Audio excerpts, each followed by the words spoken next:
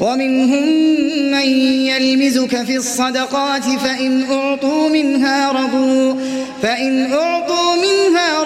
وإن لم يعطوا منها إذا هم يسخطون ولو أنهم رضوا ما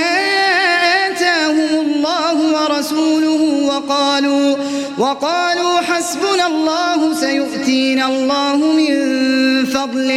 سيؤتينا الله من فضله ورسوله إنا